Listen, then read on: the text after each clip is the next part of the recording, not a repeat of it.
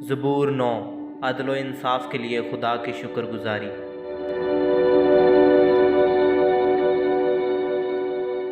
میں اپنے پورے دل سے خداوند کی شکر گزاری کروں گا۔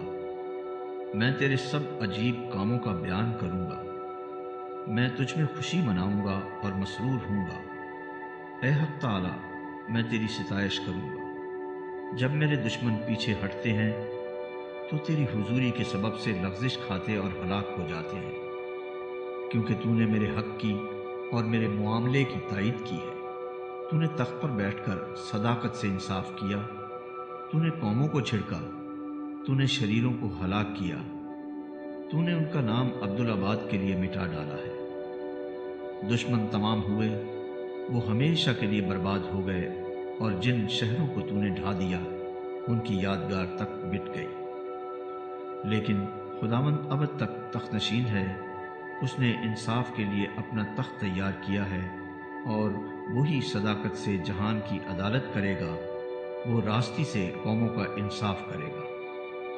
خداوند مظلوموں کے لیے اونچا برج ہوگا، مصیبت کے ایام میں اونچا برج۔ اور وہ جو تیرا نام جانتے ہیں تجھ پر توکل کریں گے، کیونکہ اے خداوند تو نے اپنے طالبوں کو ترک نہیں کیا ہے۔ خداوند کی ستائش کرو جو سیون میں رہتا ہے۔ لوگوں کے درمیان اس کے کاموں کو بیان کرو، کیونکہ خون کی پرسش کرنے والا ان کو یاد رکھتا ہے۔ وہ غریبوں کی فریاد کو نہیں بھولتا۔ اے خداوند مجھ پر رحم کر، تو جو موت کے پھاٹکوں سے مجھے اٹھاتا ہے۔ میرے اس دکھ کو دیکھ جو میرے نفرت کرنے والوں کی طرف سے ہے، تاکہ میں تیری کامل ستائش کا اظہار کروں۔ سیون کی بیٹی کے پھاٹکوں پر میں تیری نجات سے شادمان ہوں گا۔ قومیں خود اس گڑھے میں گری ہیں جسے انہوں نے کھودا تھا۔ جو جال انہوں نے لگایا تھا اس میں انہی کا پاؤں پھنسا۔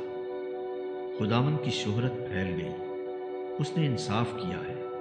شریر اپنے ہی ہاتھ کے کاموں میں پھنس گیا ہے۔ شریر پاتال میں جائیں گے، یعنی وہ سب قومیں جو خدا کو بھول جاتی ہیں، کیونکہ مسکین سدا بھولے بسرے نہ رہیں گے، نہ غریبوں کی امید ہمیشہ کے لیے ٹوٹے گی۔ اٹھ اے خداوند، انسان غالب نہ ہونے پائے، قوموں کی عدالت تیرے حضور ہو۔ اے خداوند ان کو خوف دلا، قومیں اپنے آپ کو بشر ہی جانے۔